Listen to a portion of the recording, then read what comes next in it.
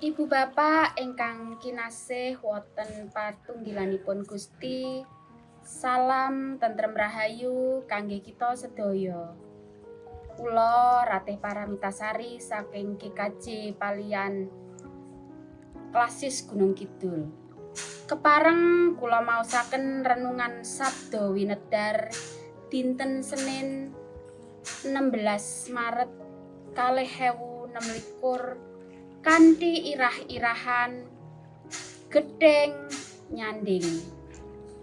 Ingkang kapendhet saking Lelakon Para Rasul 9 ayat gangsal welas ingkang mekaten pangandikanipun.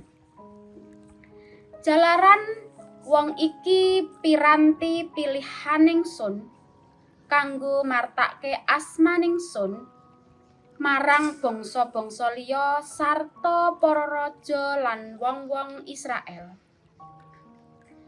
Ing kabudayan Jawi wonten pitutur ingkang luhur inggih menika Gedheng Nyanding.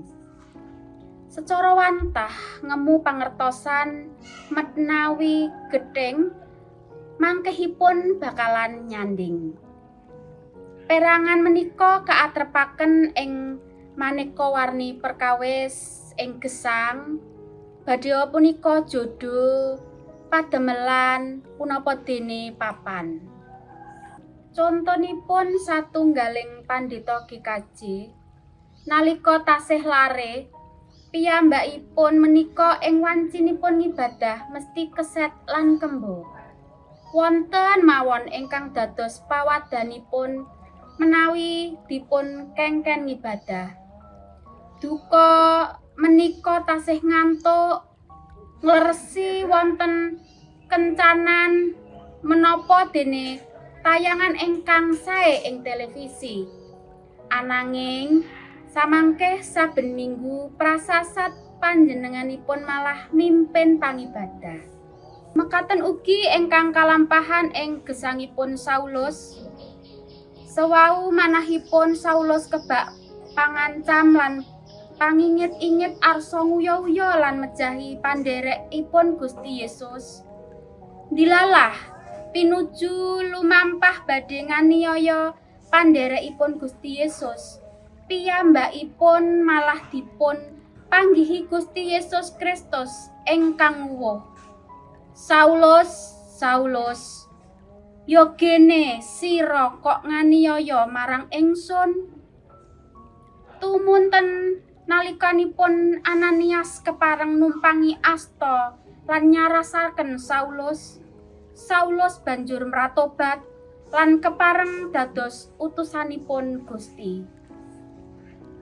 Pramila mekaten nalikanipun wonten sadherek ingkang sami dene nguya-uya pasamuanipun sampuna ngantos gedheng lan mengsahi napa malih nelakaken piwelas. Jer Gusti Yesus sampun paring tulodo nalikanipun kinaniaya bangsanipun piyambak. Panjenenganipun kepareng ndongaaken lan kepareng paring pangapunten. Duh Rama, tiang-tiang punika mugi paduka apunten. Amargi sami boten ngertos punapa ingkang dipun tindakaken. Kaserat Lukas 13 ayat 3 sekawan. Srana pandonga lan pangapunten boten nama mokal menawi kathah tiyang ingkang sewanipun gedheng umatipun ing tembe malah dados abdinipun kinasih. Kados lampahing Yusuf Roni ingkang gedheng gereja malah kapareng dados pandhita. Gedheng Nyanding.